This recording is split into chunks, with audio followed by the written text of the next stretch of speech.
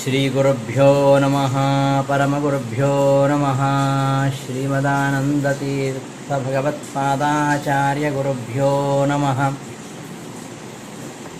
ವ್ಯಾಸಾಯ ಭವನಾಶಾಯ ಶ್ರೀಶಾಯ ಗುಣರಾಶಯೇ ಹೃದ್ಯಾಯ ಶುದ್ಧವಿದ್ಯಾಯ ಮಧ್ವಾಯ ಚ ನಮೋ ನಮಃ ಲಕ್ಷ್ಮೀನಾರಾಯಣಂ ನತ್ವಾ ಪೂರ್ಣಬೋಧಾನ್ ಗುರೂನಪಿ ಕುರ್ಮಃ ಶ್ರೀಕೃಷ್ಣಗೀತಾಯಾಃ ಭಾಷ್ಯಾದ್ಯುಕ್ತಾರ್ಥಸಂಗ್ರಹಂ ಆಪಾದಮೌಲಿಪರ್ಯಂతం ಗುರುಣಾಂ ಆಕೃತಿಂ ಸ್ಮರೇತ್ ತೇನ ವಿಘ್ನಾಃ ಪ್ರಣಶ್ಯಂತು ಸಿದ್ಧ್ಯಂತಿ ಚ ಮನೋರಥಾಃ ದುರ್ವಾದಿಧ್ವಾಂತರವಯೇ ವೈಷ್ಣವೇಂದೀವರೇಂದವೇ ಶ್ರೀರಾಘವೇಂದ್ರಗುರವೇ ನಮೋತ್ಯಂತದಯಾಲವೇ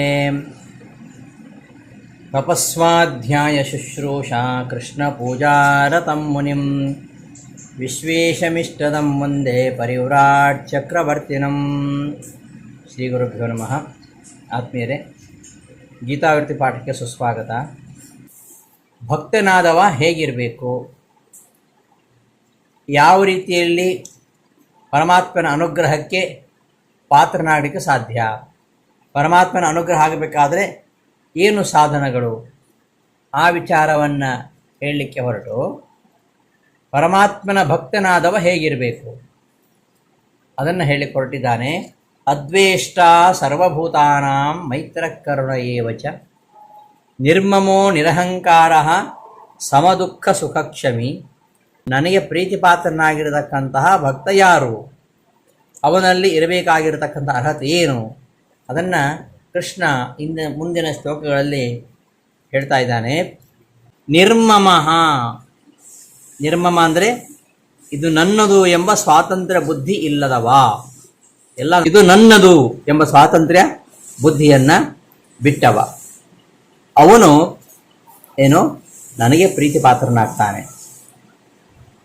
ಎಲ್ಲವೂ ನನ್ನದೇ, ನಾನೇ ಎಲ್ಲವನ್ನು ಮಾಡ್ತಕ್ಕಂಥವನು ಅಂತ ಹೇಳ್ತಕ್ಕಂಥವನು ಅವ ಪರಮಾತ್ಮನಿಗೆ ಹತ್ತಿರ ಆಗೋದಿಲ್ಲ, ಪರಮಾತ್ಮನಿಗೆ ಅವನು ಪ್ರೀತಿ ಪಾತ್ರ ಆಗೋದಿಲ್ಲ. ಅದಕ್ಕೋಸ್ಕರವಾಗಿ ನಿರ್ಮಮಃ, ಅವನಲ್ಲಿ ಯಾವುದೇ ಮಮತೆ ಇರಬಾರ್ದು.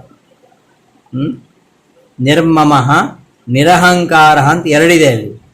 ನಿರ್ಮಮ ಅಂದರೆ ಮಮತಾರಹಿತ, ಇದೆಲ್ಲವೂ ನನ್ನದೇ ಎಂಬ ಸ್ವಾತಂತ್ರ್ಯ ಬುದ್ಧಿ ಇಲ್ಲದವ. ನಿರಹಂಕಾರ ಅಂದರೆ ಅವಿದ್ಯಮಾನ ಆತ್ಮಗುಣಾಭಿಮಾನ ಮೋಹಹೀನ.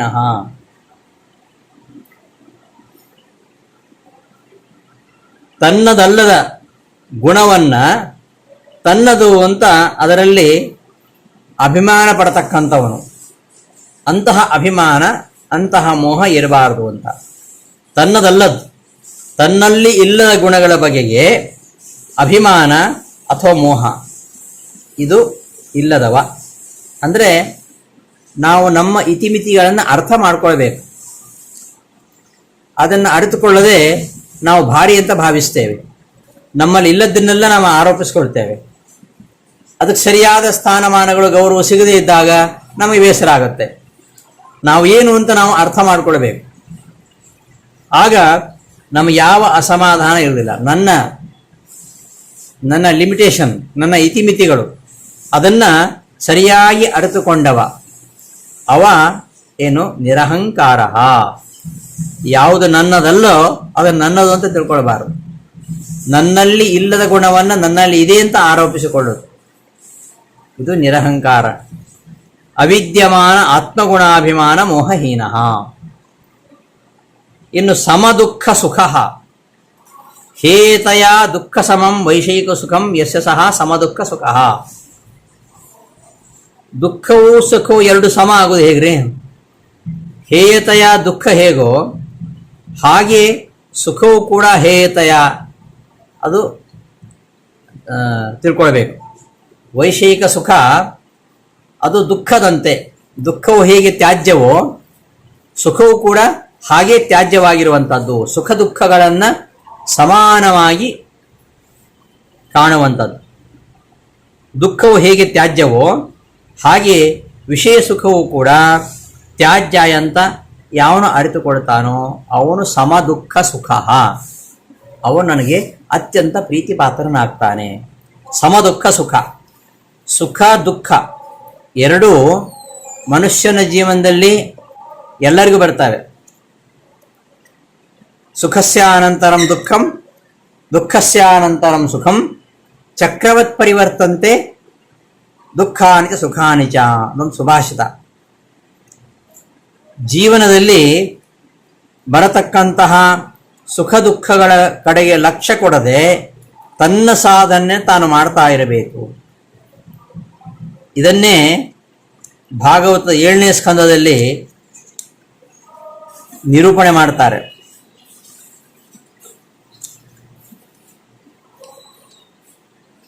ಹೇಳುವುದೇನು ಸುಲಭ, ದುಃಖವನ್ನು ತೊರೆದ ಹಾಗೆ ಸುಖವನ್ನು ತೊರಿಬೇಕು ಅಂತ.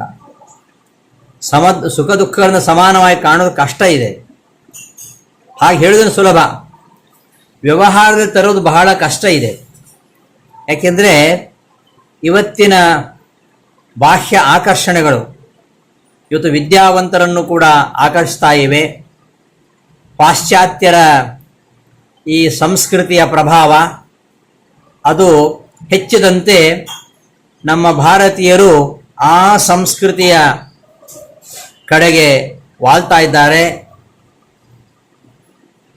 ಅಲ್ಲಿ ಒಳ್ಳೆಯ ವಿಚಾರವನ್ನು ತೆಗೆದುಕೊಳ್ಳುವ ಬದಲು ವಿಕೃತವಾಗಿರತಕ್ಕಂತಹ ಅಂಶಗಳನ್ನು ಅನುಕರಣೆ ಮಾಡುತ್ತಾ ಅವರು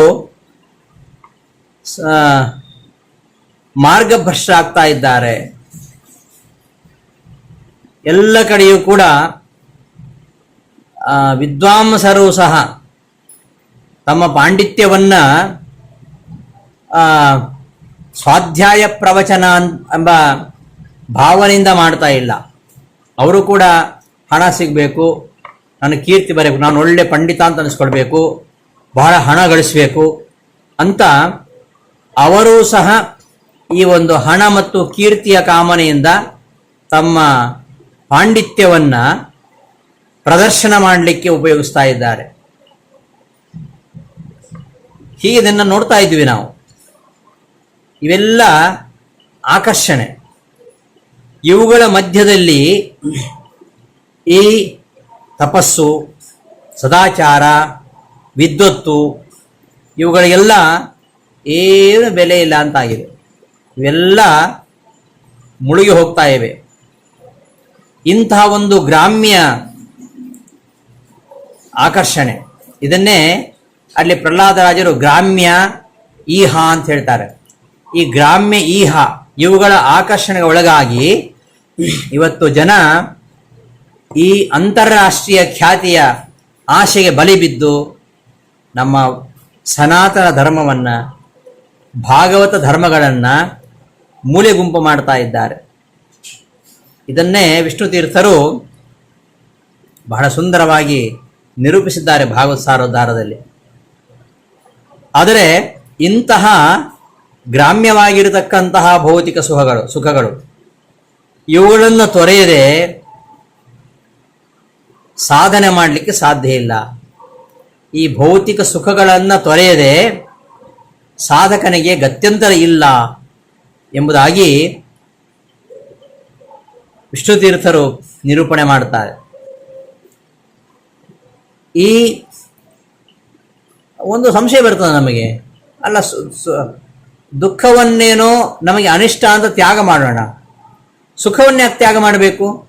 ನಮ್ಮ ದುಃಖವನ್ನು ಕಳೆದು ಸುಖವನ್ನು ಕೊಡ್ಲಿಕ್ಕಾಗಿ ವೇದ ಹೊರಟಿದೆ ಅಂತ ಹೇಳ್ತಾರೆ. ಅದುಃಖಮಿತರತ್ ಸರ್ವಂ ಜೀವ ಏವತು ದುಃಖಿನಃ ತೇಷಾಂ ದುಃಖ ಪ್ರಹಾಣಾಯ ಶ್ರುತಿರೇಷ ಪ್ರವರ್ತತೆ. ಅಲ್ವೇ? ಈ ದುಃಖ ಅನ್ನೋದು ಯಾರಿಗಿರೋದು? ಜಡಗಳಿಗಂತೂ ಇಲ್ಲ. ಜೀವ ಏವತು ದುಃಖಿನಃ, ಜಡ ಪದಾರ್ಥಗಳಿಗೆ ದುಃಖ ಇಲ್ಲ. ದುಃಖ ಅಂತಿರುವುದು ಜೀವಿಗಳಿಗೆ. ಅಂತಹ ಜೀವಿಗಳ ದುಃಖವನ್ನು ನಾಶ ಮಾಡಲಿಕ್ಕೋಸ್ಕರವಾಗಿಯೇ ವೇದ ಇರುವಂಥದ್ದು. ಜಡಕ್ಕೆ ಸುಖ ದುಃಖದ ಅನುಭವ ಇಲ್ಲ, ಪರಮಾತ್ಮನಿಗೆ ದುಃಖದ ಸಂಬಂಧವೇ ಇಲ್ಲ. ಹಾಗಾದರೆ ಸುಖ ದುಃಖ ಎರಡೂ ಇರುವುದಂತ ಯಾರಿಗೆ ಅಂದರೆ ಅದು ಜೀವರಿಗೆ. ಇಂತಹ ಜೀವರು ತಮ್ಮ ದುಃಖವನ್ನು ದೂರ ಮಾಡಿ ಸುಖವನ್ನು ಕೊಡೋದಕ್ಕೋಸ್ಕರವಾಗಿಯೇ ಶಾಸ್ತ್ರಗಳು ಹೊರಟಿದ್ದಾವೆ. ಸುಖವನ್ನು ಬಿಡಬೇಕಂತ ಹೇಳ್ತಾ ಇಲ್ಲ, ವೈಷಯಿಕ ಸುಖವನ್ನು ತಂದುಕೊಡ್ಲಿಕ್ಕೋಸ್ಕರವಾಗಿ ವೇದ ಹೊರಟಿದೆ. ಹಾಗಂದ ಮಾತ್ರಕ್ಕೆ ದುಃಖ ಹೇಗೋ ಹಾಗೆ ಸುಖವೂ ಹೇಯ ಅಂತ ಹೇಳಿದ ಯಾವ ಅರ್ಥದಲ್ಲಿ ಅಂದರೆ ಅದು ವೈಷಯಿಕ ಸುಖ. ಅದನ್ನೇ ಇಲ್ಲಿ ಗ್ರಾಮ್ಯ ಈಹ ಅಂತ ಭಾಗವತದಲ್ಲಿ ಕರೆದದ್ದು. ಅಂತಹ ಸುಖವನ್ನು ದುಃಖದಂತೆ ಹೇಯ ಎಂಬುದಾಗಿ ಪರಿತ್ಯಾಗ ಮಾಡೋದುಂಟಲ್ಲ, ಇದಕ್ಕೆ ಸಮ ದುಃಖ ಸುಖತ್ವ ಅಂತ ಹೇಳುದು. ಈ ಸುಖ ಅನ್ನೋದು ಎರಡು ರೀತಿಯಾಗಿದೆ. ಭಾಗವತ ಹೇಳುತ್ತೆ ಎರಡು ರೀತಿಯಾದ ಸುಖ.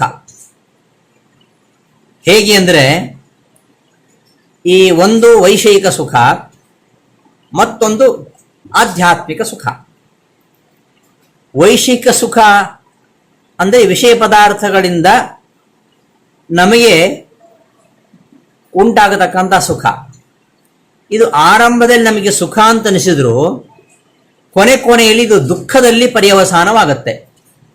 ಆರಂಭದಲ್ಲಿ ಸುಖವೆನಿಸಿದರೂ ಅಂತ್ಯದಲ್ಲಿ ದುಃಖದಲ್ಲಿ ಪರ್ಯಾವಸಾನಗೊಳ್ಳುತ್ತೆ. ಅದಕ್ಕೆ ಉದಾಹರಣೆ ಕೊಡುತ್ತೆ ಭಾಗವತ. ಕಂಡೂಯನೇನ ಕರಯೋರಿವ ದುಃಖ ದುಃಖಂ ಅಂತ. ಈ ವೈಷಯಿಕ ಸುಖ ಆರಂಭದಲ್ಲಿ ಸುಖ, ಅದು ದುಃಖದ ಮೂಟೆಯನ್ನು ಬೆನ್ನಲ್ಲಿ ಹೊತ್ತುಕೊಂಡೇ ಬರತಕ್ಕಂತಹ ಸುಖ. ಆರಂಭದಲ್ಲಿ ಸುಖ ಇರ್ತದೆ, ಅಂತ್ಯದಲ್ಲಿ ಅದು ದುಃಖ. ಹೇಗೆ ಅಂದರೆ ಈಗ ಗಾಯ ಆಗಿದೆ, ಗಾಯದ ಸುತ್ತಲೂ ನಾವು ತುರಿಸ್ಕೊಳ್ತೇವೆ. ತುರಿಸ್ಕೊಂಡಾಗ ಏನಾಗತ್ತೆ, ಗಾಯ ಕಡಿಮೆ ಆಗೋದ್ರೆ ಗಾಯ ಮತ್ತಷ್ಟು ಅಗಲ ಆಗ್ತದೆ. ಆ ಗಾಯದ ಸುತ್ತಲೂ ತುರಿಸಿಕೊಳ್ಳುವಾಗ ಇನ್ನೊಂದು ಆನಂದವಾಗತ್ತೆ, ಆದರೆ ಆಮೇಲೆ ಉರಿ ಮತ್ತು ಗಾಯ ಹೆಚ್ಚಾಗತ್ತೆ. ಇದು ವೈಷಯಿಕ ಸುಖ. ಆರಂಭದಲ್ಲಿ ನಮಗೆ ಸುಖ ಅಂತ ಅನಿಸಿದ್ರು ಆಮೇಲೆ ಆ ಗಾಯದ ಹಾಗೆ. ಆದರೆ ಆಧ್ಯಾತ್ಮಿಕ ಸುಖ ಹೇಗೆಂದರೆ ಮೊದಲು ದುಃಖ ಆಮೇಲೆ ಸುಖ. ಈ ಶಾಸ್ತ್ರಜನ್ಯವಾಗಿರತಕ್ಕಂಥ ಸುಖ ಅದು ಆಧ್ಯಾತ್ಮಿಕವಾಗಿರತಕ್ಕಂಥ ಸುಖ. ಅದು ಹೇಗೆ ಅಂದರೆ ಗಾಯವಾದಾಗ ತುರುಕಿಯಾದಾಗ ನಾವು ತುರಿಸ್ಕೊಳ್ತೇವೆ, ಆರಂಭದಲ್ಲಿ ಸುಖ ಅಂತ ಅನಿಸುತ್ತೆ, ಮತ್ತೆ ಉರಿ. ಇದು ವೈಷಯಿಕ ಸುಖ. ಆಧ್ಯಾತ್ಮಿಕ ಸುಖ ಅದು ಹೇಗೆಂದರೆ ಗಾಯ ಆಗಿದೆ, ಗಾಯದ ಮೇಲೆ ನಾವು ಔಷಧಿ ಹಚ್ಚುತ್ತೇವೆ. ಔಷಧಿ ಹಚ್ಚುವಾಗ ಎಷ್ಟು ಉರಿಯತ್ತೆ. ಆರಂಭದಲ್ಲಿ ಉರಿ, ಅಸಾಧ್ಯವಾದ ಉರಿ, ಅನುಭವಿಸಲಿಕ್ಕೆ ಸಾಧ್ಯ ಇಲ್ಲ ಆ ನೋವನ್ನು, ಅಷ್ಟು ಉರಿ. ಆದರೆ ಆ ಔಷಧಿಯಿಂದ ಗಾಯ ಕೊನೆಯಲ್ಲಿ ಮಾಯವಾಗಿ ಹೋಗುತ್ತೆ.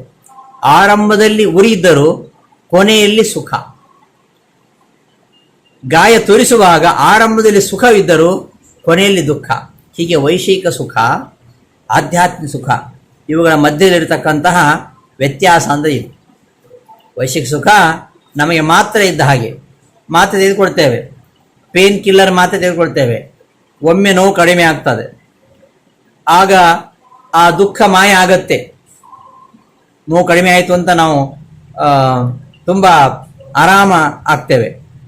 ಆದರೆ ಅದು ಇನ್ನೊಂದು ರೋಗಕ್ಕೆ ಕಾರಣ ಆಗಿರುತ್ತೆ.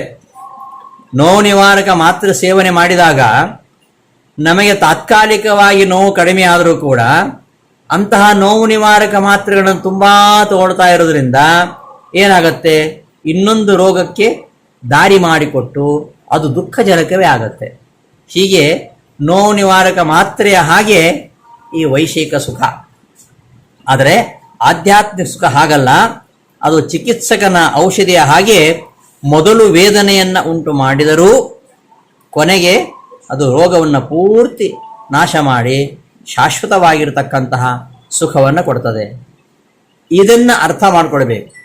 ಆಗ ಅಂಥವನಿಗೆ ಸುಖ ದುಃಖಗಳು ಎರಡು ಒಂದೇ ರೀತಿಯಲ್ಲಿ ಕಾಣ್ತವೆ. ಹೀಗೆ ಎರಡನ್ನೂ ಕೂಡ ಯಾವುದೇ ವಿಕಾರ ಇಲ್ಲದೆ ಒಂದೇ ರೀತಿಯಲ್ಲಿ ಅವುಗಳನ್ನು ಸ್ವೀಕಾರ ಮಾಡಬೇಕು ಅಂತ ಹೇಳುವಂಥದ್ದು. ಕೆಲವೊಮ್ಮೆ ಕಷ್ಟ ಅಂತ ಅನಿಸುತ್ತೆ, ಆದರೆ ಕಷ್ಟಪಟ್ಟರಲ್ಲಿ ಸುಖ ಇದೆ. ಈ ಭಗವಂತನ ಬಳಿಗೆ ಹೋಗುವುದಂದ್ರೆ ಅಷ್ಟು ಸುಲಭ ಅಲ್ಲ, ಕಷ್ಟಪಡಬೇಕು. ಅವನ ಬಳಿಗೆ ಹೋದ ಮೇಲೆ ಅವನ ಬಳಿ ಸಿಗತಕ್ಕಂಥ ಸುಖ, ಅದು ಅಪರಿಮಿತವಾಗಿರತಕ್ಕಂಥ ಸ್ವರೂಪ ಆನಂದ, ಅದು ಬೇಗ ಸಿಗುವುದಿಲ್ಲ. ತುಂಬಾ ಪ್ರಯತ್ನ ಮಾಡಬೇಕು. ಎಷ್ಟೋ ಜನ್ಮಗಳು ಕಳೆದು ಕಾಡಿಸಿ ಬೇಡಿಸಿ ಪಡೆಯುವಂಥದ್ದು, ಹಲವು ಜನ್ಮಗಳವರೆಗೆ ಕಾಯಬೇಕಾಗ್ತದೆ ಅಲ್ವಾ? ಹೀಗೆ ಕಷ್ಟ ಪಡ್ತಾ ಹೋದಾಗ ಅದು ಮುಂದೆ ಸುಖಕ್ಕೆ ದಾರಿಯಾಗತ್ತೆ. ನಮಗೆ ಆಧ್ಯಾತ್ಮ ಮಾರ್ಗ ಸಾಗುವಾಗ ಅದು ಕಷ್ಟ ಅಂತ ಅನಿಸತ್ತೆ, ಆದರೆ ಅದು ಆ ಕಷ್ಟದ ಬಗ್ಗೆ ನಾವು ಆಲೋಚನೆ ಮಾಡದೆ ಯಾವುದೊಂದು ಸುಖಕ್ಕಾಗಿ ನಾವು ಹಾತೊರಿತ ಅದನ್ನು ಮಾಡಲಿಕ್ಕೆ ನಾವು ಪ್ರಯತ್ನ ಮಾಡೇ ಮಾಡ್ತೇವೆ. ಅದಕ್ಕೆ ಉದಾಹರಣೆ ಹೇಳೋದಾದ್ರೆ, ಒಬ್ಬ ವ್ಯಕ್ತಿ ಬೆಳಿಗ್ಗೆಯಿಂದ ಅವನು ಸಾಯಂಕಾಲವರೆಗೆ ಚೆನ್ನಾಗಿ ಕಷ್ಟಪಟ್ಟು ದುಡಿದಿದ್ದಾನೆ. ಮನೆಗೆ ಬಂದಾಗ ಇನ್ನೊಬ್ಬ ಅವ ಹೇಳಿದ, ನನಗೆ ಜ್ವರ ಬಂದಿದೆ, ನನಗೆ ಏನು ಕೆಲಸ ಮಾಡಲಿಕ್ಕೆ ಆಗ್ತಾ ಇಲ್ಲ, 4 ಕೊಡ ನೀರು ಸೇದ್ಕೊಂಡು ಬಾ ಅಂತ ಹೇಳ್ತಾನೆ. ಅದಕ್ಕೆ ಇವ ಏನು ಮಾಡ್ತಾನೆ, ಅಯ್ಯೋ ಬೆಳಗ್ಗೆಯಿಂದ ದುಡಿದಿದ್ದೇನೆ, ದುಡಿದು ಕೈ ಕಾಲು ಬತ್ತಿ ಹೋಗಿದ್ದಾವೆ, ನನಗೆ 4 ತಾಸು ವಿಶ್ರಾಂತಿ ಬೇಕು, 4 ತಾಸು ರೆಸ್ಟ್ ಮಾಡಿ ಆಮೇಲೆ ನೀನು ಹೇಳಿದ ಕೆಲಸ ಮಾಡ್ತೇನೆ ಅಂತ ಹೇಳ್ತಾನೆ. ಮುಂದೆ ಒಂದು 10 ನಿಮಿಷ ಆಯಿತು. 10 ನಿಮಿಷ ಆಯಿತು. ಆಗ ಆ ದಣಿದು ಬಂದಿದ್ದಾನಲ್ಲ, ನನಗಿನ್ನು 4 ತಾಸು ವಿಶ್ರಾಂತಿ ಬೇಕು, ಆ 4 ತಾಸು ವಿಶ್ರಾಂತಿ ಆದ ಮೇಲೆ ನಾನು ನಿನ್ನ ಕೆಲಸವನ್ನು ಮಾಡಿಕೊಡ್ತೇನೆ ಅಂತ ಹೇಳಿದ್ನಲ್ಲ, ಅಂತಹ ವ್ಯಕ್ತಿಯ ಮಗ ಮಾಳಿಗೆಯಿಂದ ಮೆಟ್ಲು ಜಾರಿ ಕೆಳಗೆ ಬಿದ್ದ. ಕೂಡಲೇ ಈ ವ್ಯಕ್ತಿಗೆ 4 ತಾಸು ರೆಸ್ಟ್ ಬೇಕು ಅಂತ ಹೇಳಿದಂತಹ ವ್ಯಕ್ತಿಗೆ, ನಡಿಲಿಕ್ಕೆ ಆಗುವುದಿಲ್ಲ ಅಂತ ಹೇಳಿದಂತಹ ವ್ಯಕ್ತಿಗೆ ಎಲ್ಲಿಲ್ಲದ ಉತ್ಸಾಹ ಶಕ್ತಿ ಬಂತು. ಯಾಕೆ? ನನ್ನ ಮಗ ಬಿದ್ದಿದ್ದಾನೆ ಅಂಥೇಳಿ ಅವನನ್ನು ಡಾಕ್ಟರ್ ಹತ್ರ ಕರ್ಕೊಂಡು ಹೋದ. ಡಾಕ್ಟ್ರಿನ ಪಕ್ಕದಲ್ಲಿಲ್ಲ, 8 ಮೈಲ್ ನಡೆದುಕೊಂಡು ಹೋಗಬೇಕು. 8 ಮೈಲ್ ನಡ್ಕೊಂಡು ಹೋದ್ಮೇಲೆ ಅಲ್ಲಿ ಆ ಡಾಕ್ಟರ್ ಶಾಪ್ ಇದೆ. ತನ್ನ ಮಗು ಹೇಗಾದರೂ ಉಳಿಬೇಕು ಅಂಥೇಳಿ ಆ ಮಗುವಿಗೆ ಬೇಕಾಗಿರತಕ್ಕಂಥ ಉಪಚಾರ ಅಲ್ಲಿ ಮಾತ್ರ ಸಿಗತ್ತೆ ಅಂತ ಹೇಳಿ ಅವ ಹೋಗ್ತಾನೆ. ಸರಿ, ವೈದ್ಯರು ನೋಡ್ತಾರೆ, ಇಂಥ ಔಷಧಿ ಬೇಕು ಅಂತ ಹೇಳ್ತಾರೆ. ಆ ಔಷಧಿ ಎಲ್ಲೂ ಸಿಗಲ್ಲ, ಒಂದೇ ಒಂದು ಅಂಗಡಿಯಲ್ಲಿ ಸಿಗ್ತದೆ. ಆ ಅಂಗಡಿ ಅದೆಷ್ಟೋ ದೂರ ಇದೆ, 16 ಮೈಲು ದಾಟಿ ಹೋಗಬೇಕು. ಅಷ್ಟು ದೂರ ಆ ಒಂದು ಔಷಧಿ ಅಂಗಡಿ ಇದೆ, ಅಲ್ಲಿ ಮಾತ್ರ ಸಿಗ್ತದೆ. ಬೇಗನೆ ತೆಗೆದುಕೊಂಡು ಆ ಔಷಧಿ ತೆಗೆದುಕೊಂಡು ಬಾ ಅಂತ ಹೇಳ್ತಾನೆ ವೈದ್ಯ. ರಾತ್ರಿ ಹೊತ್ತು ಯಾವ ವಾಹನ ಇಲ್ಲ, ಆಯಾಸವಾಗಿದೆ, 4 ತಾಸು ವಿಶ್ರಾಂತಿ ಬೇಕು ಅಂತ ಹೇಳಿದ್ದ. ಬೇರೆ ದಾರಿ ಇಲ್ಲ, 16 ಮೈಲು ಓಡಿಕೊಂಡು ಹೋಗ್ತಾನೆ ಲೆಕ್ಕಿಸದೆ ಔಷಧಿ ತರಲಿಕ್ಕೆ. ತಗೊಂಡು ಬಂದ. ಡಾಕ್ಟ್ರು ಆ ಔಷಧಿ ಕೊಡ್ಲಿಕ್ಕೆ ಹೇಳಿದರು, ಕೊಟ್ಟ. ಮಗು ಬದುಕುಳಿತು. ಆಮೇಲೆ ಬದಿಯವ ಕೇಳ್ತಾನೆ, ನಾನು 4 ಕೊಡ ನೀರು ಸೇದಿ ಹಾಕು ಅಂದರೆ ನನಗೆ ತುಂಬ ಸುಸ್ತಾಗಿದೆ, ನನ್ನ ಕಾಲುಗಳೆಲ್ಲ ದಣಿಕೆಯಿಂದಾಗಿ ಬತ್ತಿ ಹೋಗಿಬಿಟ್ಟಿದ್ದಾವೆ, ನನಗೆ ಏನು ಮಾಡ್ಲಿಕ್ಕ ಅಂತ ಹೇಳಿದವ ಏನು ಮಾಡಿದ, 8 ಮೈಲ್ ದೂರ ಇರತಕ್ಕಂತಹ ವೈದ್ಯರ ಬಳಿಗೆ ಹೋದ. ಅಲ್ಲಿಂದ 16 ಮೈಲ್ ದೂರ ಇರತಕ್ಕಂತಹ ಔಷಧಿ ಅಂಗಡಿಗೆ ಹೋದ. ಶ್ರಮ ಆಗಲಿಲ್ವಾ?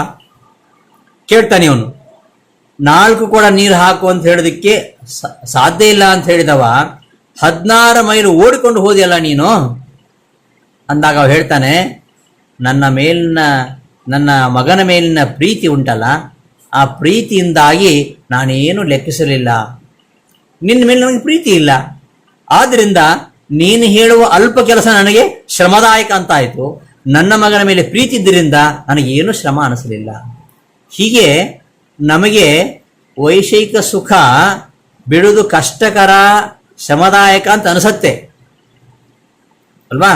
ಎಲ್ಲಿವರೆಗೆ ನಮಗೆ ಪರಮಾತ್ಮನಲ್ಲಿ ಪ್ರೀತಿ ಉಂಟಾಗುವ ತನಕ ಇದೆಲ್ಲ ಕಷ್ಟ ಅಂತ ಅನಿಸುತ್ತೆ. ಅಯ್ಯೋ, ಇದೆಲ್ಲ ವ್ರತ ನಿಯಮ ಮಾಡಬೇಕು, ಏಕಾಸಿ ಉಪವಾಸ ಮಾಡಬೇಕು, ಅದು ಹೇಗೆ ಸಾಧ್ಯ, ಉಪವಾಸ ಇರಲಿಕ್ಕೆ ಸಾಧ್ಯ? ಇವೆಲ್ಲ ಪರಮಾತ್ಮನ ಪ್ರೀತಿ ಉಂಟಾಗುವ ತನಕ ಈ ವೈಷಯಿಕ ಸುಖಗಳನ್ನು ಬಿಡುವುದು ಬಹಳ ಕಷ್ಟ. ಆದರೆ ಒಮ್ಮೆ ನಮಗೆ ಪರಮಾತ್ಮನ ಪ್ರೀತಿ ಉಂಟಾದರೆ ಎಷ್ಟೇ ಕಷ್ಟ ಆದರೂ ಕೂಡ ಅದನ್ನು ಬಿಡಬೇಕು ಅಂತ ಅನಿಸೋದಿಲ್ಲ. ಅಂತಹ ಕಷ್ಟದ ದಾರಿಯೂ ಕೂಡ ಶ್ರಮದಾಯಕವಾಗಿದ್ದರೂ ಕೂಡ ಅದು ಶ್ರಮ ಅನಿಸೋದಿಲ್ಲ. ಇದೇ ವಿಚಾರವನ್ನ ಕಪಿಲ ಭಾಗವತದ 3ನೇ ಸ್ಕಂದದಲ್ಲಿ ಹೇಳ್ತಾನೆ. ಮತ್ಕೃತೆ ತ್ಯಕ್ತ ಕರ್ಮಾಣ ತ್ಯಕ್ತ ಸ್ವಜನ ಬಾಂಧವ.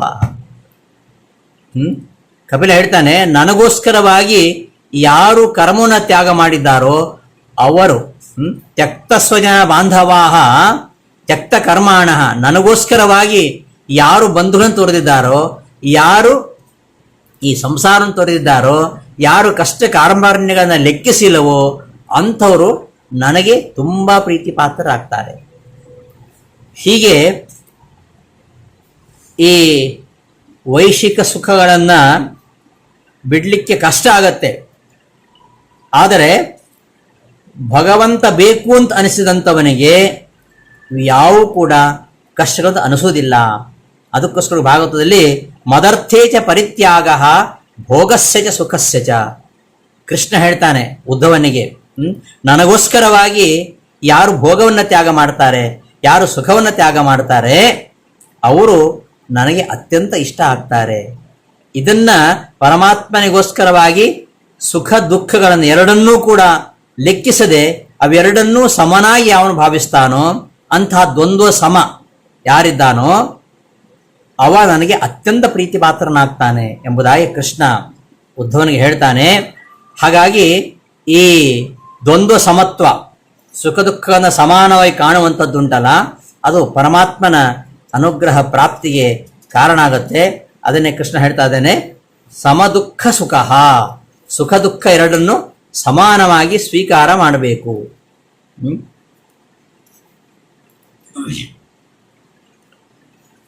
ಮೋಕ್ಷ ಪ್ರಾಪ್ತಿಗೋಸ್ಕರವಾಗಿ ಈ ಲೌಕಿಕವಾಗಿರತಕ್ಕಂತಹ ಏನು ಕರ್ಮಗಳನ್ನು ಆಚರಿಸ್ತೇವೆ, ಸ್ವರ್ಗಾದಿ ಸುಖಗಳಿಗೆ ಕಾರಣವಾಗಿರತಕ್ಕಂತಹ ಏನು ಸಕಾಮ ಕರ್ಮಗಳನ್ನು ಆಚರಿಸ್ತೇವೆ, ಅವೆಲ್ಲ ನಮಗೆ ಬಂಧಕಗಳಾದ್ದರಿಂದ ಅವು ದುಃಖದಂತೆ, ಅವು ಕೂಡ ತ್ಯಾಜ್ಯ. ಆದ್ದರಿಂದ ನಿಷ್ಕಾಮ ಕರ್ಮಗಳ ಮುಖಾಂತರವಾಗಿ ಅವುಗಳನ್ನು ತ್ಯಜಿಸಬೇಕು ಅಂತ ಉದ್ಧವ ಕರ್ಮಣಾಂ ಫಲರೂಪತ್ವ ಆವಿರಿಂಚಾದ ಮಂಗನಂ ವಿಪಶ್ಚಿನ್ ನಶ್ವರಂ ಪಶ್ಯೇತ್ ಅದೃಷ್ಟಮಪಿ ದೃಷ್ಟವತಿ. ನಿಷ್ಕಾಮ ಕರ್ಮ ಮಾಡಬೇಕಂತ ಇದೆ, ನಮಗೆ ಮಾಡಬೇಕಂದ್ರೂ ನಮಗೆ ಜೀವನದಲ್ಲಿ ಸುಖ ಬರುತ್ತೆ, ದುಃಖ ಬರುತ್ತೆ, ಮಾನ ಅಪಮಾನ, ಲಾಭ ಹಾನಿ, ಜಯ ಅಪಜಯ, ಇವುಗಳು ನಮ್ಮ ಮನಸ್ಸನ್ನು, ನಮ್ಮ ಏಕಾಗ್ರತೆಯನ್ನು ಕೆಡಿಸ್ತವೆ. ಮತ್ತೆ ಮತ್ತೆ ಸಕಾಮ ಕರ್ಮಗಳ ಕಡೆಗೆ ನಮ್ಮನ್ನು ಸೆಳಿತಾವೆ. ಅದಕ್ಕೇನು ಮಾಡಬೇಕು ಅಂತ ಪ್ರಶ್ನೆ ಮಾಡಿದ್ದ ಉದ್ಧವ. ಅದಕ್ಕೋಸ್ಕರ ಇವನು ಹೇಳಿದ್ದು ಮೋಹವನ್ನು ಬಿಡಬೇಕು ಅಂತ. ಕರ್ಮಣಾಂ ಫಲರೂಪತ್ವ, ಈ ಸಕಾಮನೆಯಿಂದ ಯಾವ ಕರ್ಮಗಳನ್ನು ಮಾಡಬಾರ್ದು. ನಾನು, ನನ್ನದು, ನನ್ನ ಅಧಿಕಾರ, ನನ್ನ ದೊಡ್ಡಸ್ತಿಕೆ, ಇದೆಲ್ಲ ಅಭಿಮಾನ, ಮೋಹ, ಇವೆಲ್ಲವನ್ನ ತೊರೆದು ಈ ದ್ವಂದ್ವಗಳು, ಯಾವ ದ್ವಂದ್ವಗಳು? ಸುಖ ದುಃಖ, ಮಾನ ಅಪಮಾನ, ಲಾಭ ಹಾನಿ, ಜಯಾಪಜಯ, ಈ ಎಲ್ಲ ದ್ವಂದ್ವಗಳು, ಇವೆಲ್ಲ ನಮ್ಮ ಮಾನಸಿಕವಾದ ಒಂದು ಸಮತೋಲನವನ್ನು ಅವು ಖಂಡಿತವಾಗಿ ಕೆಡಿಸ್ತವೆ. ಆದ್ದರಿಂದ ಅದರ ಮೇಲಿನ ಮೋಹವನ್ನು ಬಿಡಬೇಕು ಎಂಬುದಾಗಿ ಭಾಗವತದ 11ನೇ ಸ್ಕಂದದಲ್ಲಿ ಉದ್ಧವನಿಗೆ ಕೃಷ್ಣ ಹೇಳ್ತಾನೆ. ಮೋಹವನ್ನು ಬಿಡು ಅಂತ ಹೇಳೋದೇನೋ ಸುಲಭ, ಆದರೆ ಹೇಗೆ ಬಿಡಬೇಕು ಅಷ್ಟು ಸುಲಭ ಇಲ್ಲ ಅದು. ನೋಡಿ, ಭಾಗವತದಲ್ಲಿ 6ನೇ ಸ್ಕಂದದಲ್ಲಿ ಈ ವೃತ್ರಾಸುರನ ವಿಷಯ ಬರ್ತದೆ. ವೃತ್ರಾಸುರ ಇನ್ನೊಂದು ಜೊತೆ ಮಾತಾಡುದು. ಯಥಾ ದಾರುಮಯೀ ನಾರಿ ಯಥಾ ಯಂತ್ರಮಯೋ ಮೃಗ ಏವಂ ಭೂತಾನಿ ಭಗವನ್ ಈಶತಂತ್ರಾಣಿ ವಿದ್ಧಿ ಭೋ ಪುರುಷಃ ಪ್ರಕೃತಿರ್ವ್ಯಕ್ತಂ ಆತ್ಮಭೂತೇಂದ್ರಿಯಾಶಯಾಃ ಶಕ್ನುವಂತ್ಯಸ್ಯ ಸ್ವರ್ಗಾದೌ ನವಿನಾ ಯದನುಗ್ರಹಂ ಅವಿದ್ವಾನ್ ಏವಂ ಆತ್ಮಾನಂ ಮನ್ಯತೆ ನೀಶಂ ಈಶ್ವರಂ ಅನೀಶಂ ಈಶ್ವರಂ ಭೂತೈಃ ಸೃಜತಿ ಭೂತಾನಿ ಗ್ರಸತೆ ತಾನಿ ತೈಃ ಸ್ವಯಂ ಆಯುಃ ಶ್ರೀಃ ಕೀರ್ತಿಃ ಐಶ್ವರ್ಯಂ ಆಶಿಷಃ ಪುರುಷಸ್ಯ ಯಾಃ ಭವಂತೇವ ಹಿ ಕಾಲೇ ತೇ ಕಾಲೇ ಯಥಾ ಅನಿಚ್ಛೋಃ ವಿಪರ್ಯಯಾಃ ತಸ್ಮಾತ್ ಅಕೀರ್ತಿ ಯಶಸೋಃ ಜಯಾಪಜಯಯೋರಪಿ ಸಮಸ್ಯಾ ಸುಖ ದುಃಖಾಭ್ಯಾಂ ಮೃತ್ಯು ಜೀವತೆಯೋಸ್ತಥಾ. ಬಹಳ ಮಾರ್ಮಿಕವಾಗಿ ಹೇಳ್ತಾನೆ ವೃತ್ರಾಸುರ. ಈ ಕಟ್ಟಿಗೆಯ ಒಂದು ಹೆಣ್ಣು ಬೊಂಬೆ, ಕಟ್ಟಿಗೆ ಹೆಣ್ಣು ಬೊಂಬೆ ಸೂತ್ರಧಾರನ ಅಧೀನವಾಗಿರ್ತದೆ. ಆ ಸೂತ್ರಧಾರ ಆ ಬೊಂಬೆಯನ್ನ ಹೇಗೆ ನಡೆಸ್ತಾನೋ ಹಾಗೆಯೇ ನಡೆಸ್ತದೆ. ಹಾಗೆ ಈ ಕೆಲವು ಯಂತ್ರಚಾಲಿತ ಮೃಗಗಳಿರ್ತವೆ. ನಾವು ಸರ್ಕಸ್ಸಲ್ಲಿ ಇದರಲ್ಲೆಲ್ಲ ನೋಡ್ತೀವಲ್ಲ, ಜಾತ್ರೆಯಲ್ಲಿ ಕೆಲವು ಯಂತ್ರಚಾಲಿತ ಮೃಗಗಳು, ಯಂತ್ರದ ಮೂಲಕವಾಗಿ ಕೆಲವು ಮೃಗಗಳು ಚಲಿಸ್ತವೆ. ಅದರಲ್ಲಿ ಕುಳಿತುಕೊಂಡು ಮಕ್ಕಳು ಆನಂದ ಪಡ್ತಾವೆ. ಅವೆಲ್ಲ ಆ ಯಂತ್ರ ಚಾಲಕನ ಅಧೀನವಾಗಿ ತಿರುಗ್ತಾ ಇರ್ತವೆ. ಅವೆಲ್ಲ ಜಡವಾಗಿರತಕ್ಕಂತಹ ಬೊಂಬೆ, ಅದು ಕಟ್ಟಿಗೆಯ ಬೊಂಬೆ. ಅದು ಆ ಯಂತ್ರ ಚಾಲಕನ ಅಧೀನವಾಗಿ ಅದು ಕೆಲಸ ಮಾಡುತ್ತೆ. ಹಾಗೆಯೇ ಹೇ ಇಂದ್ರನೇ, ಎಲ್ಲ ಭೂತಗಳು ಕೂಡ ಏವಂ ಭೂತಾನಿ ಮಘವನ್ ಈಶತಂತ್ರಾಣಿ ವಿದ್ಧಿಭೋ, ಇವೆಲ್ಲವೂ ಆ ಪರಮಾತ್ಮನ ಅಧೀನ. ಪುರುಷನಾಮಕ ಬ್ರಹ್ಮ, ಪ್ರಕೃತಿ ನಿಯಾಮಕಳಾಗಿರತಕ್ಕಂತಹ ಲಕ್ಷ್ಮೀದೇವಿ, ಸರಸ್ವತಿ, ಭಾರತಿ, ಅಹಂಕಾರ ತತ್ವಾಭಿಮಾನಿ ಶೇಷದೇವರು, ಪ್ರಾಣಾಭಿಮಾನಿ ವಾಯುದೇವರು, ಮನೋನಿಯಾಮಕರಾಗಿರ್ತಕ್ಕಂತಹ ರುದ್ರದೇವರು, ಇಂದ್ರಿಯಾಭಿಮಾನಿಗಳಾಗಿರ್ತಕ್ಕಂತಹ ಇಂದಾದಿ ದೇವತೆಗಳು, ಇವರೆಲ್ಲರೂ ಆ ಪರಮಾತ್ಮನ ಅನುಗ್ರಹವಿಲ್ಲದೆ ಸೃಷ್ಟಿ ಮೊದಲಾದ ತಮ್ಮ ತಮ್ಮ ನಿಯತ ಕಾರ್ಯಗಳನ್ನೂ ಸಹ ಮಾಡಲಿಕ್ಕೆ ಸಮರ್ಥರಾಗುವುದಿಲ್ಲ. ಇಂತಹ ಸರ್ವೋತ್ತಮನಾಗಿರತಕ್ಕಂತಹ ನಿಯಾಮಕನಾಗಿರತಕ್ಕಂತಹ ಭಗವಂತನನ್ನ ಮೂರ್ಖರು ತಿಳಿತಾರೆ ಅಂದರೆ ಅನೀಶ್ವರಮಯಂ ಮನ್ಯತೆ ನೀಶಂ ಈಶ್ವರಂ, ಇವನನ್ನು ಅನೀಶ್ವರ ಅಂತ ಭಾವಿಸ್ತಾರೆ. ಅನೀಶ್ವರ ಜೀವ ಅಂತ ತಿಳಿತಾರೆ. ಜೀವನ ಜನ್ಮ ಮರಣ, ಸಂಪತ್ತು, ಕೀರ್ತಿ, ಐಶ್ವರ್ಯ ಇವೆಲ್ಲವೂ ಕೂಡ ಆ ಪರಮಾತ್ಮನ ಇಚ್ಛೆಯಂತೆಯೇ ಆಗುವಂಥದ್ದು. ಆದ್ದರಿಂದ ಜೀವನದಲ್ಲಿ ಬರ್ತಕ್ಕಂಥ ತಸ್ಮಾತ್ ಅಕೀರ್ತಿ ಯಶಸ್ಸೋಹೋ ಜಯಾಪಜಯೋಹೋ. ಆದ್ದರಿಂದ ಅಕೀರ್ತಿ ಯಶಸ್ಸು, ಕೀರ್ತಿ ಅಪಕೀರ್ತಿ, ಜಯ ಅಪಜಯ ಇವೆಲ್ಲ ಸಮಸ್ಯಾ ಸುಖ ದುಃಖಾಭ್ಯಾಂ ಮೃತ್ಯು ಜೀವಿತಯೋಸ್ತತ.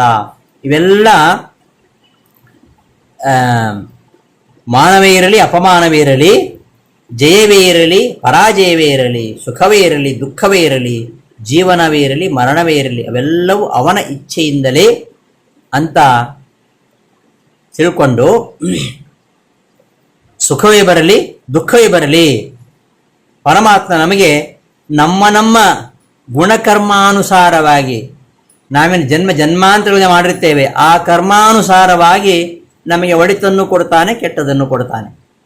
ಆದ್ದರಿಂದ ಹಾಗೆ ನಂಬಿಕೊಂಡು ಯಾವ ವಿಕಾರಕ್ಕೂ ಒಳಗಾಗದೆ ಸಾಧನೆಯ ದಾರಿಯಲ್ಲಿ ಮುನ್ನಡಿಬೇಕು.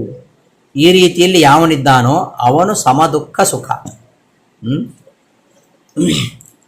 ಅದೇ ಇದೆಯಲ್ಲ, ಜಯ ಜಯ ಲಾಭ ಲಾಭ ಮಾನಾಪಮಾನ ಭಯ ಭಯ ಸುಖ ದುಃಖ ಲೋಷ್ಠ ಕಾಂಚನ ಪ್ರಿಯಾಪ್ರಿಯ ನಿಂದ ಸ್ತುತಿಗಳನುದೀನ ಶ್ರೀಯರಸ ಚಿಂತಿಸುವರೋ ನಿನ್ನಾಧೀನ ರಂಗ ನಿನ್ನ ಕೊಂಡಾಡುವ ಮಂಗಳಾತ್ಮನ ಅಂತ ಏನು ದಾಸರು ಹೇಳ್ತಾರಲ್ವಾ, ಜಗನ್ನಾಥ ದಾಸರು.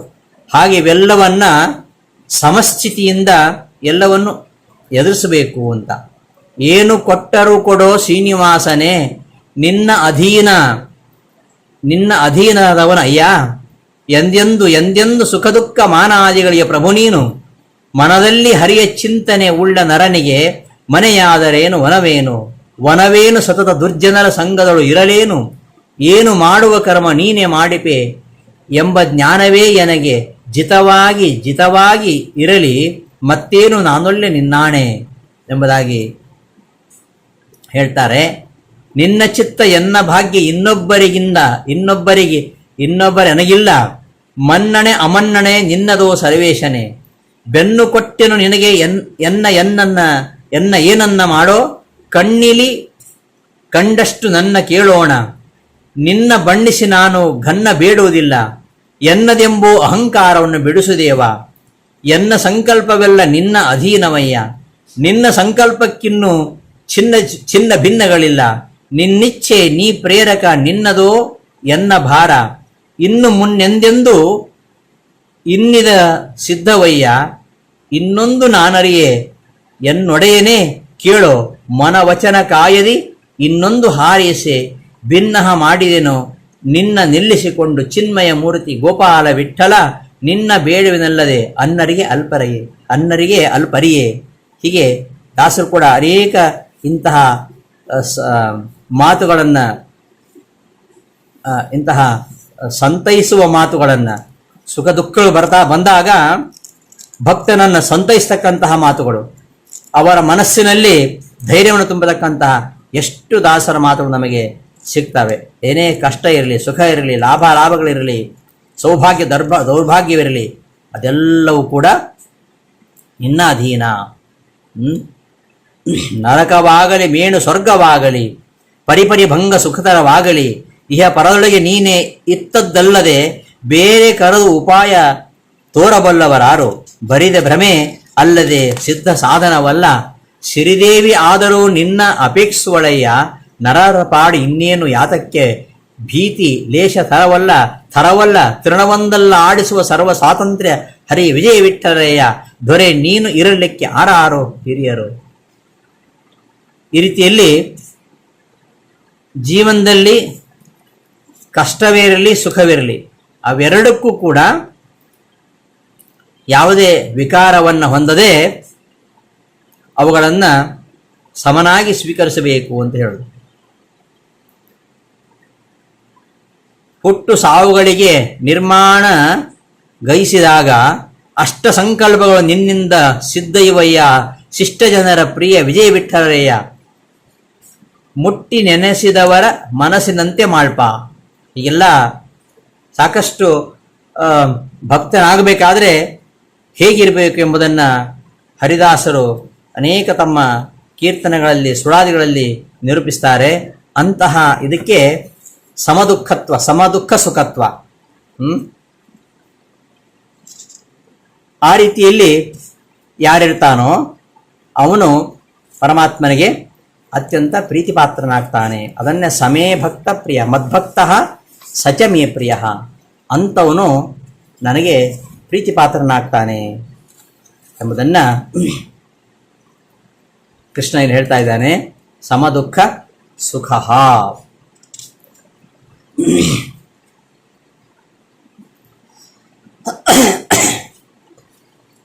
ಇನ್ನು ಕ್ಷಮಿ ಅಂದರೆ ಕ್ಷಮಾಗುಣ ಉಳ್ಳವ, ಕ್ಷಮಿ ಸಹಿಷ್ಣು ಅಂತ ರಾಯರ ಅರ್ಥ ಬರೀತಾರೆ. ಕ್ಷಮಿ ಶಬ್ದ ಅರ್ಥ ಸಹಿಷ್ಣು ಅಂದರೆ ಸಹನಶೀಲತೆ ಇರುವವ. ಏನೇ ಬಂದರೂ ಅದನ್ನು ಸಹಿಸುವುದು, ಅದು ಸಹನಶೀಲತೆ. ಹಿಂದೆ ಬಂತು, ದುಃಖೇಶು ಅನುದ್ವಿಗ್ನಮನಾಹ ಸುಖೇಶು ವಿಗತ ಸ್ಪೃಹ ವೀತರಾಗ ಭಯಕ್ರೋಧ ಸ್ಥಿತದೀಹಿ ಮುನಿರುಚ್ಯತೆ. ಸ್ಥಪ್ರಜ್ಞೆ ಲಕ್ಷಣ ಹೇಳಬೇಕಾದ್ರೆ ಎಲ್ಲ ವಿಚಾರಗಳನ್ನು ಹಿಂದೆ ನಾವು ಒಮ್ಮೆ ಅನುಸಂಧಾನ ಮಾಡ್ಕೊಂಡಿದ್ದೀವಿ. ಈ ತಿತಿಕ್ಷ ಅಥವಾ ಕ್ಷಮಾಗುಣ, ತಾಳ್ಮೆ, ಅದು ಇರಬೇಕು. ಸುಖ ದುಃಖಗಳ ಒಂದು ಸಹನಶೀಲತೆಯಲ್ಲಿ ಬೆಂದವ ಅವ ಪರಿಶುದ್ಧನಾಗ್ತಾನಂತೆ. ಅದನ್ನೇ ಭಾಗವತದಲ್ಲಿ ಪ್ರಹ್ಲಾದರಾಜ ಹೇಳ್ತಾರೆ. ಯನ್ಮೈಥುನಾದಿ ಗೃಹಮೇದಿ ಸುಖಂ ಹಿ ತುಚ್ಛಂ ಕಂಡೂಯನೇನ ಕರಯೋರಿವ ದುಃಖಂ ತೃಪ್ಯಂತೆ ದೇಹ ಕೃಪಣಾ ಬಹು ದುಃಖ ಬಾಜ ಕಂಡೂಯವನ್ ಮನಸ್ಸಜಂ ವಿಷಹೇತ ಧೀರ. ಸುಖ ದುಃಖಗಳ ಸಹನಶೀಲತೆಯಲ್ಲಿ ಬೆಂದವ ಶುದ್ಧ ಬಂಗಾರದ ಹಾಗೆ ಅವನು ಪರಿಶುದ್ಧ ಬುದ್ಧಿ ಉಳ್ಳವನಾಗ್ತಾನೆ. ಅವನು ಭಗವಂತನಿಗೆ ಪ್ರೀತಿ ಪಾತ್ರನಾಗ್ತಾನೆ ಎಂಬುದಾಗಿ ಭಾಗವತದಲ್ಲಿ ನರಸಿಂಹದೇವರ ಸ್ತೋತ್ರವನ್ನು ಮಾಡ್ತಾ ಪ್ರಹ್ಲಾದಾದಿ ಹೇಳ್ತಾರೆ. ಈ ಸಹನಶೀಲತೆ, ಪಾಂಡವರು ಕೃಷ್ಣನಿಗೆ ಅಷ್ಟು ಪ್ರೀತಿ ಪಾತ್ರ ಆಗಲಿಕ್ಕೆ ಕಾರಣ ಅದೇ. ಎಷ್ಟು ಸಹಿಸ್ಕೊಳ್ತಾರೆ ಪಾಂಡವರು, ಎಷ್ಟು ಕಷ್ಟಗಳು ಬರ್ತವೆ ಅವರಿಗೆ. ಆ ಎಲ್ಲ ಕಷ್ಟಗಳನ್ನು ಪಾಂಡವರು ತುಂಬ ಸಹಿಸ್ಕೊಳ್ತಾರೆ. ಹಾಗಾಗಿ ಅವರ ಸಹನಶೀಲತೆ ಉಂಟಲ್ಲ, ಅದೇ ಕೃಷ್ಣನ ಪರಮಾನುಗ್ರಹಕ್ಕೆ ಕಾರಣವಾಯಿತು ಅಂತ ಹೇಳ್ಬೋದು. ಈ ಪಾರ್ವತಿಯ ಒಂದು ಸಹನಶೀಲತೆ, ಪಾರ್ವತಿ ರುದ್ರದೇವರನ್ನು ಒಲಿಸಿಕೊಳ್ಳಲಿಕ್ಕೆ ಎಷ್ಟು ಘೋರವಾಗಿರತಕ್ಕಂತಹ ತಪಸ್ಸನ್ನು ಮಾಡ್ತಾಳೆ. ಶಿವನನ್ನ ತನ್ನ ಪತಿಯನ್ನಾಗಿ ಪಡಿಬೇಕು ಅಂತ ಅವಳು ಎಷ್ಟು ಸಹನಶೀಲತೆಯಿಂದ ತಪಸ್ಸು ಮಾಡ್ತಾಳೆ. ಆ ಸಹನಶೀಲತೆ ಅದು ಶಿವನ ಪ್ರೀತಿಯನ್ನು ತಂದುಕೊಡ್ತದೆ. ಹಾಗೆಯೇ ಶ್ರೀರಾಮ ಅವ ಕಾಡಿಗೆ ಹೋದ, ಎಷ್ಟು ಕಷ್ಟಪಟ್ಟ, ಎಲ್ಲವನ್ನು ಸಹಿಸಿಕೊಂಡ. ಅವನ ಸಹನಶೀಲತೆ ನೋಡಿ ಒಂದು ಕುಟುಂಬ ಒಡೆಯುವುದನ್ನು ನಿಲ್ಲಿಸಿತು. ಒಂದು ವೇಳೆ ಶ್ರೀರಾಮ ಕಾಡಿಗೆ ಹೋಗದಿದ್ದರೆ ಅಣ್ಣ ತಮ್ಮದ ಜಗಳ ಆಗ್ತಾ ಇತ್ತು.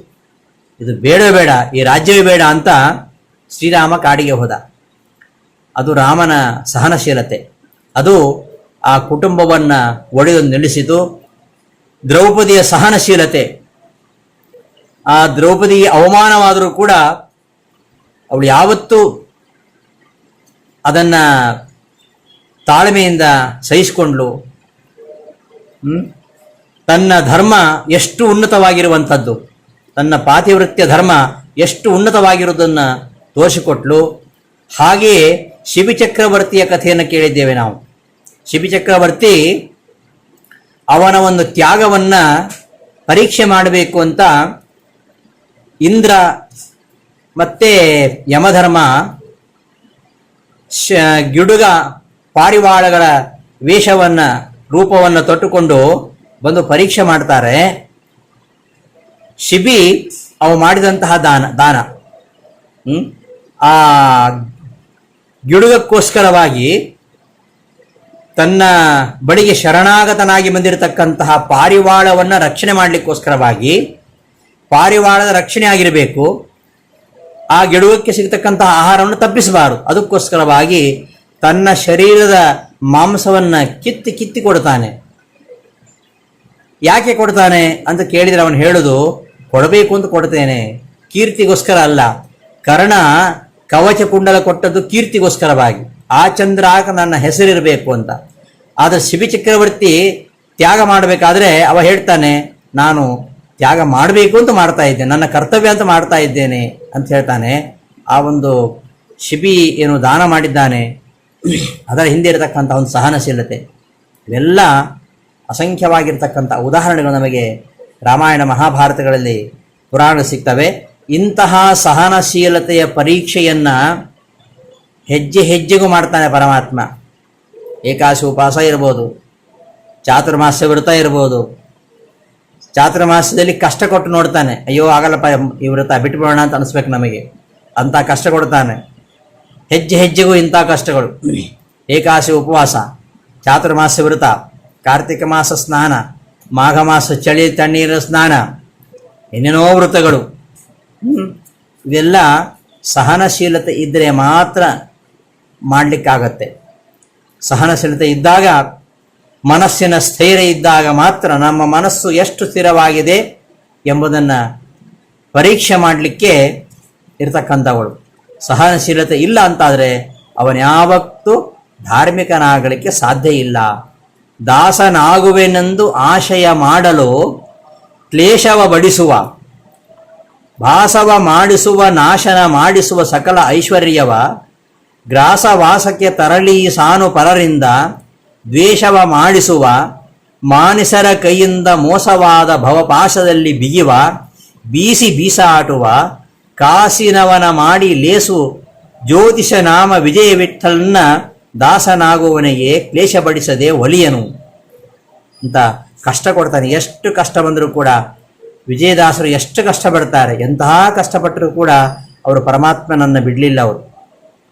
ಹಾಗೆ ಕಷ್ಟ ಬಂದರೂ, ಎಷ್ಟು ಕಷ್ಟ ಬಂದರೂ ಕೂಡ ಅಂಜದೆ ಹರಿದಾಸನಾಗಬೇಕು. ಅಂತಹ ಹರಿದಾಸನಾಗಬೇಕಾದ್ರೆ ಅಂತಹ ಒಂದು ಸಹನಶೀಲತೆ ಬೇಕು, ಅಂತಹ ಒಂದು ಮನಸ್ಥೈರ್ಯ ಇರಬೇಕು. ಅಂತಹ ಸಹನಶೀಲತೆ ಇದ್ದವನು ನನಗೆ ಪ್ರೀತಿ ಪಾತ್ರನಾಗ್ತಾನೆ ಎಂಬುದನ್ನು ಕೃಷ್ಣ ಇಲ್ಲಿ ಹೇಳ್ತಾನೆ. ಹೀಗೆ ತನ್ನ ಭಕ್ತನಾಗುವವ ಅವನ ಲಕ್ಷಣಗಳೇನು, ಅವನ ಅರ್ಹತೆ ಏನು, ಯಾರು ತನಗೆ ಅತ್ಯಂತ ಪ್ರೀತಿ ಪಾತ್ರನಾಗ್ತಾನೆ, ಇದನ್ನೇ ಮುಂದಿನ ಶ್ಲೋಕಗಳಲ್ಲಿ ಹೇಳ್ತಾ ಹೋಗ್ತಾನೆ.